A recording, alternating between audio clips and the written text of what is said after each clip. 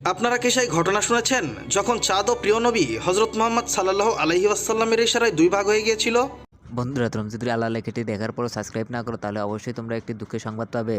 আর তোমরা যদি সত্যি মাকে ভালোবেসে থাকো তাহলে অবশ্যই ভিডিওতে একটি কমেন্ট করে যাবে।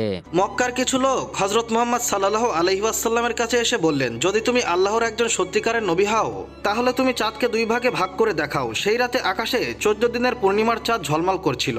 হজরত মোহাম্মদ সাল্লাল্লাহু আলাইহি ওয়াসাল্লাম বললেন, যদি আমি এটা করি তাহলে কি তোমরা ঈমান আনবে? তারা বলল, হ্যাঁ, আমরা অবশ্যই ঈমান আনবো। তারপর আল্লাহর প্রিয় রাসূল সাল্লাল্লাহু আলাইহি ওয়াসাল্লাম তার পবিত্র আঙ্গুল দিয়ে চাঁদের দিকে ইশারা করলেন, আর চাঁদ সাথে সাথেই দুই ভাগে বিভক্ত হয়ে গেল। এক টুকরো পূর্ব দিকে গেল, অন্যটি পশ্চিম দিকে।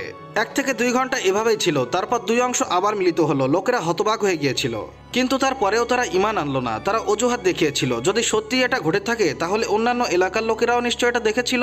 কয়েকদিন পর যখন বাইরে থেকে ভ্রমণকারীরা এসে পৌঁছালো, তারা সবাই সাক্ষ্য দিল, হ্যাঁ, আমরাও চাঁদকে দুই ভাগ হতে এবং জোড়া লাগতে দেখেছি। কিন্তু হায় আফসোস, তারপরেও তারা ঈমান আনলো না, কারণ হেদায়েত পাওয়া সবার ভাগ্যে লেখা থাকে না।